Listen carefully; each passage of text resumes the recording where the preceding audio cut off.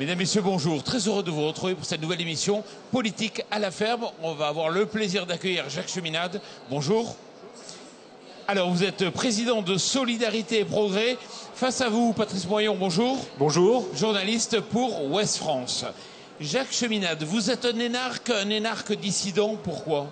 Parce que depuis le 15 août 1971, qui est quand le dollar a été séparé de toute référence, et depuis le 17 février 1986, l'acte unique, on est parti dans un monde de dérégulation qui favorise les gros intérêts financiers. Et je suis dissident parce que je me suis opposé à cela, alors que les hommes politiques français, généralement de gauche, de droite, et même ceux qui se prétendent aujourd'hui extrémistes, ces gens-là ont tous accepté ce système, ont marché avec, et ne se sont pas révoltés devant ce qui allait être une terrible injustice. Vous vous présentez à chaque élection présidentielle. En 2017, vous serez là? En 2017, on verra bien. Je pense que beaucoup de maires le voudraient, parce qu'ils pensent que j'étais maltraité à la dernière, et ce que j'ai dit était juste. Beaucoup de gens me disent, on a beaucoup aimé ce que vous avez dit, mais on a fait un vote utile, on a voté pour Hollande. La minorité avait voté utile pour Sarkozy, il faut le dire. Patrice. On est dans une crise de l'élevage d'une rare ampleur. Est-ce que l'Europe fait fausse route actuellement sur les questions notamment de régulation? Elle a toujours fait fausse route depuis qu'on a changé la PAC. C'est-à-dire qu'aujourd'hui, si vous regardez la PAC, c'est à peu près 40% du budget européen, dont un tiers pour le troisième volet écologique. Donc c'est pas pour la production, c'est pas pour le développement de l'agriculture. Ça, c'est une première chose à dire. La deuxième chose à dire, parce qu'on parle des hommes politiques, c'est qu'un Bruno Le Maire est en train de dire aujourd'hui « Monsieur Hollande, l'agriculture se meurt ». Qu'est-ce qu'il a fait quand il était ministre, hein? Il a présidé au même système. Après, Monsieur Sarkozy parle d'un plan Marshall pour le monde rural. J'en ai parlé avec Guillaume il y a 30 ans. Bon, il se réveille vraiment très tard. Et je ne crois pas beaucoup qu'il soit honnête dans ce qu'il propose. Et puis on voit Le Foll aller à Bruxelles, revenir bredouille ou kino, comme on voudra, parce qu'à Bruxelles, il ne pouvait rien obtenir. C'est un système qui n'est pas basé sur la production, le développement, mais c'est un système qui est basé sur une soi-disant concurrence libre et non faussée, qui en fait est serve et faussée. Qu'est-ce qui devrait changer? Ce qui devrait changer, c'est que l'Europe ne soit plus sous la coupe de 30 000 lobbyistes qui se trouvent à Bruxelles. Moi, je crois qu'on peut discuter beaucoup de l'Europe. Si on ne parle pas de ça, et personne n'en parle, ben on ne sait pas de quoi on parle. De mon temps, quand je représentais la France à Bruxelles, pour le ministère de l'économie et des finances, il y en avait 700. Donc on a laissé proliférer des gens qui écrivent en fait en fonction de leurs intérêts et qui sont le relais de puissance financière. On les a laissés écrire pratiquement les directives de la Commission. C'est une des rares points sur lesquels je suis d'accord avec Philippe de Villiers. Pourquoi vous dites que l'agriculture est victime ou la proie d'un système mondialisé? Parce que ce système mondialisé vise à mettre en concurrence tous les agriculteurs. Or, qu'est-ce qu'on a dans le monde? On a environ 1 milliard de gens qui sont agriculteurs, parmi lesquels une majorité de femmes et d'enfants, qui vivent très mal, sans pratiquement rien. Après, il y en a 350 millions qui vivent mieux, mais avec peu de moyens mécaniques. Et puis, on en a 22 à 25 millions qui vivent avec des moyens mécaniques. Et on met tout ça dans le même pot et on prétend qu'on va faire de ça une politique agricole avec des prix libres dans le monde. C'est une injustice absolue pour tout le monde. Et vous dites même que c'est pas un démontage de l'agriculture, c'est un rapt quelque part. Ça veut dire que ça a été prévu. Pourquoi? Parce que c'est un démantèlement de tout ce qui est production à long terme. Ce que favorise ce système financier, c'est le court terme et le bénéfice immédiat. Et c'est lié, on en va parler plus tard, je sais que vous en parlerez plus tard, à une culture de l'immédiat, une culture du flash, une culture de l'instant, dans laquelle on plonge les jeunes en particulier. Donc tout le monde est plongé depuis une trentaine d'années dans cette vision du présent, de l'immédiat, et on ne pense pas au futur et surtout pas aux générations futures. Mais qui sont les coupables et quel intérêt? Quel mobile? Les coupables sont ceux qui gèrent tous ces réseaux financiers internationaux, à Wall Street, à la City, et disons leur relais en Europe. Par exemple, dans les sociétés du CAC 40, il y a 1 ou 2 administrateurs des grandes banques dans chaque conseil d'administration. Donc on a un système qui en réalité prétend être très libéral, mais qui est très organisé. Et très organisé pour favoriser ses intérêts à court terme. Alors l'agriculture par rapport à cela, eh bien on dit voilà, qu'il y ait maintenant, je crois, 200 exploitations par semaine qui partent, que les producteurs de viande porcine, de viande bovine et de lait souffrent, qu'on impose aux petits producteurs de foie gras dans le sud, où il y a le HNN1, qu'on leur propose, qu'on leur dit qu'il faut pendant 5 mois ne pas produire, alors que les gros qui ont accumulé des réserves vont envahir le marché. C'est un système devenu fou.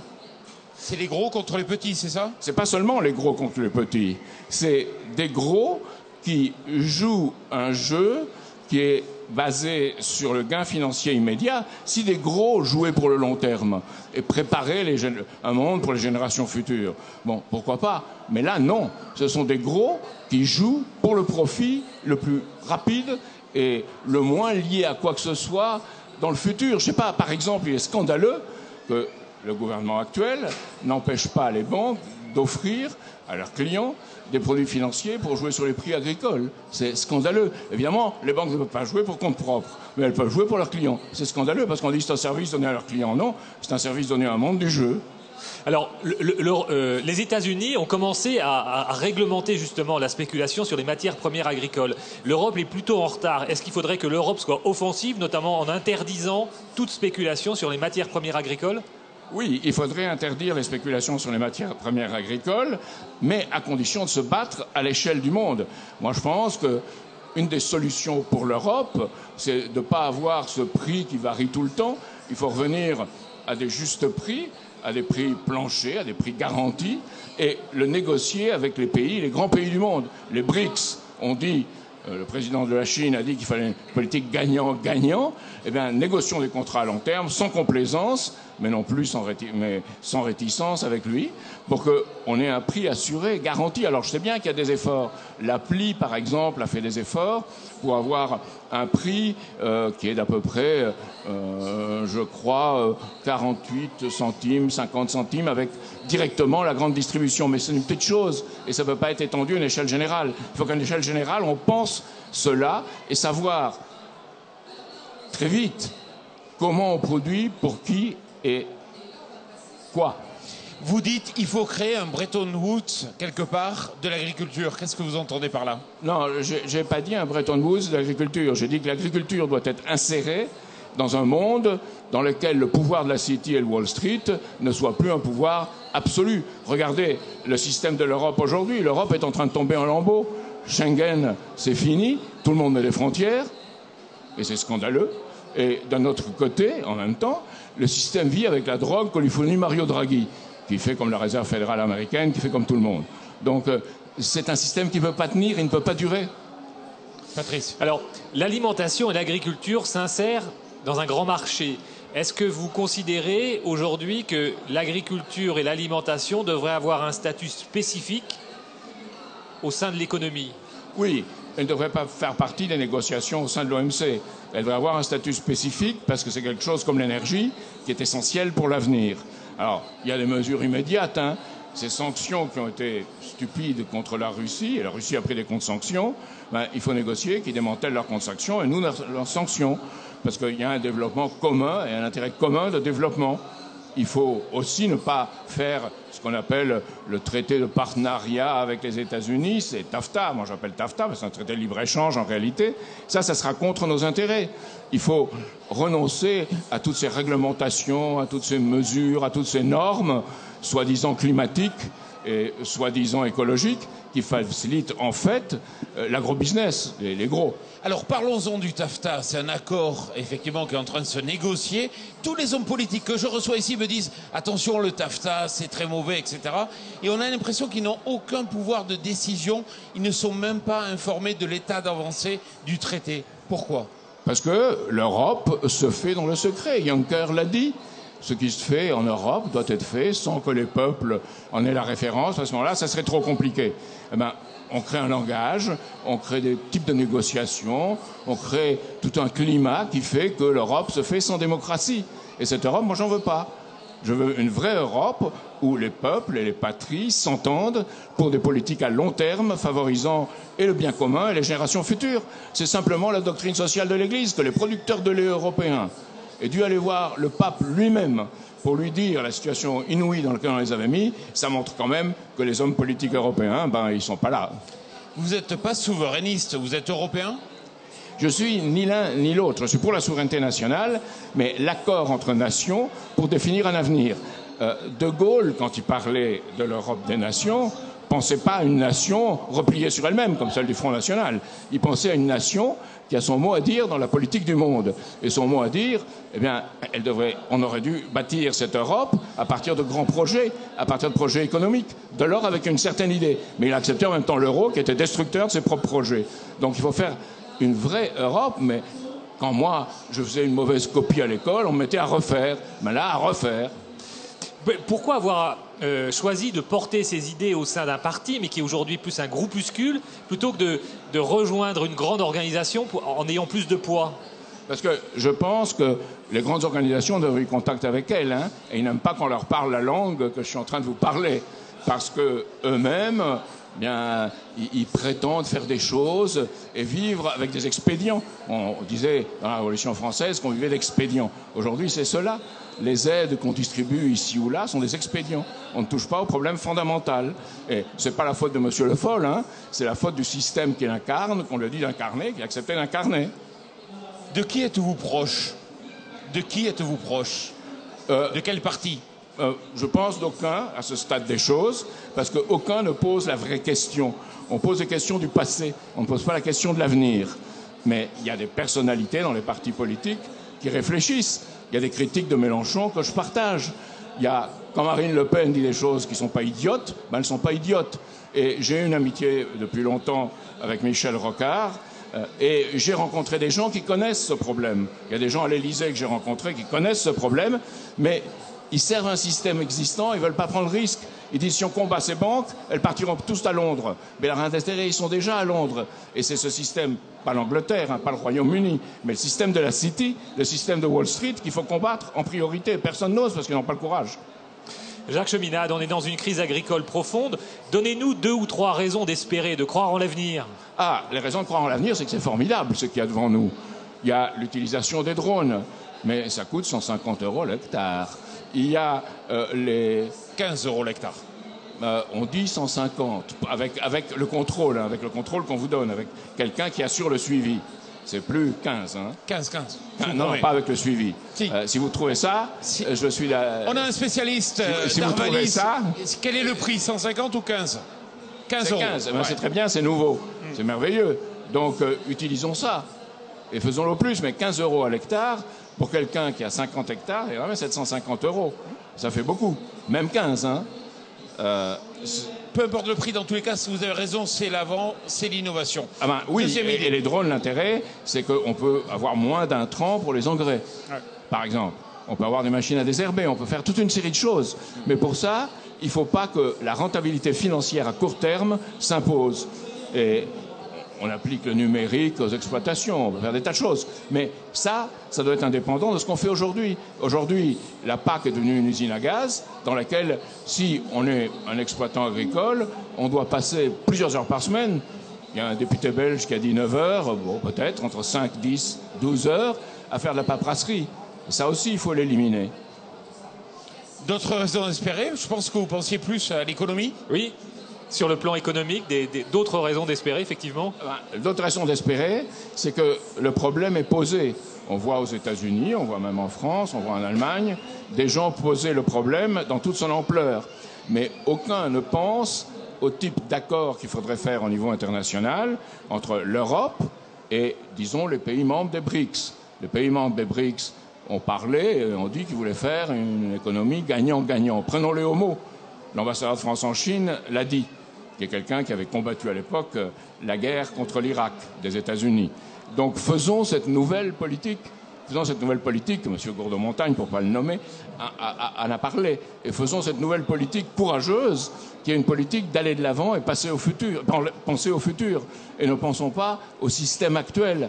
Alors, dans l'économie, c'est encore plus extraordinaire. On a toute la révolution du numérique, de la robotique, les start-up, tout ce monde qui vient, qui peut être très bon, mais qui peut être extrêmement destructeur si on ubérise tout. C'est pas ça, l'économie du futur. L'économie du futur, c'est une économie où les gens sont dans la recherche, dans le domaine agricole en particulier.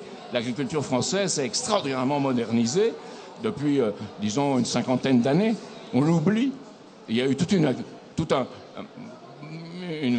je ne sais pas, une matra, une sorte de discours culpabilisateur de l'agriculture qui est absurde et absolument injuste.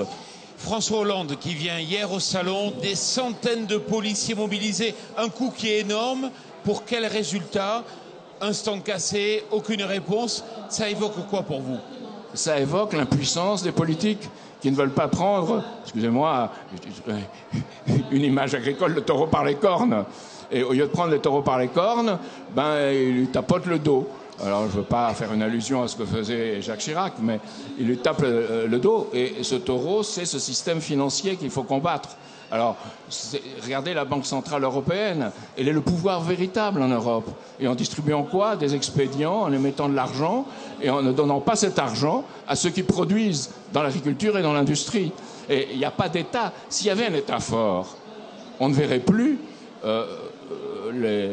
la grande distribution avec ses 4 centrales, l'oligopole des 4 centrales, s'imposer à ceux qui produisent, aux producteurs, qui s'imposent à leur tour aux agriculteurs. Et vous voyez le scandale, on paye le lait 28, 29, 30 cents le litre, alors que Danone a 10% de profit par rapport à son chiffre d'affaires. Il y a quelque chose qui se passe quelque part. Patrice. Dans ce grand marché européen, justement, Jean-Claude Juncker a pris en compte justement cette question de la grande distribution, mais pour l'instant rien n'a été fait. Est-ce qu'il faut que l'Europe casse un système où on voit une poignée de centrales d'achat régner en maître sur les acheteurs européens? Je ne pense pas que l'Europe le fasse, parce que cette Europe financière, elle sait très bien que les centrales d'achat ou que la grande distribution investissent à trésorerie sur les marchés financiers.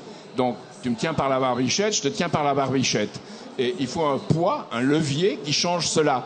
Et je crois qu'à l'intérieur de l'Europe telle qu'elle est, ce n'est pas possible. C'est pour ça que je dis qu'il faut faire une autre Europe en partant d'un certain nombre de pays, en particulier la France, l'Allemagne, l'Italie, pas pour revenir à l'Europe des 6, mais pour revenir à un levier, à un moteur qui soit capable, avec d'autres pays, et soit même capable de relever la tête devant ce qu'est la finance des États-Unis. C'est pas le gouvernement américain, c'est la finance américaine. Jacques Cheminade, vous êtes énarque, on l'a dit au début, vous connaissez bien le système financier. À la fin de l'année passée, il y a eu une loi qui a été transposée, une directive qui a été transposée, qui permet aux banques en difficulté de repuiser de l'argent dans les comptes des clients des banques. Des déposants. Voilà, des déposants en cas de faillite. Personne n'en a parlé. Pourquoi? Je suis d'autant plus furieux qu'en France, c'est passé le 20 août, le jour de mon anniversaire. Donc ça me rend d'autant plus furieux. Donc on l'a fait en catimini, dans le silence, parce qu'on a bien vu que lorsqu'on a discuté sur le discours du Bourget et son application, ça faisait un certain bruit et qu'on essayait de mettre toute la cendre ou la poussière sur le tapis. Là, on l'a fait en catimini et c'est appliqué à partir du 1er janvier. Donc, évidemment, on vous dit, mais regardez, les déposants qui ont moins de 100 000 €, eux ne seront pas touchés. Bon, très bien, c'est une promesse. Mais on l'a fait à Chypre, on les a touchés, d'une certaine façon. Oui. Et un petit peu en dessous aussi par différentes magouilles. Mais aujourd'hui, le Fonds de résolution européen, il n'a pas l'argent. Et le Fonds de résolution en France a 2 milliards. Et en Europe, on prévoit 50 milliards dans quelques années. Donc, si une grande banque saute, on n'a pas les moyens de faire face. Donc, on dit, ah oui, mais une grande banque ne pourra jamais sauter. C'est tout le système qui, si on regarde de près, est dans un état de faillite virtuelle et qui vit grâce à la dope, je dirais, financière, que lui fournissent les banques centrales. Donc, il y a cette alliance malsaine entre banque centrale, système financier, gouvernement, et une population qu'on arrive à tenir en lui donnant des expédients, des prébendes, en faisant semblant que le système pourra marcher. Patrice Moyon, merci beaucoup. Jacques Cheminade, merci beaucoup. Nous sommes arrivés au terme de cette émission. Merci. Merci à vous deux. Merci à vous.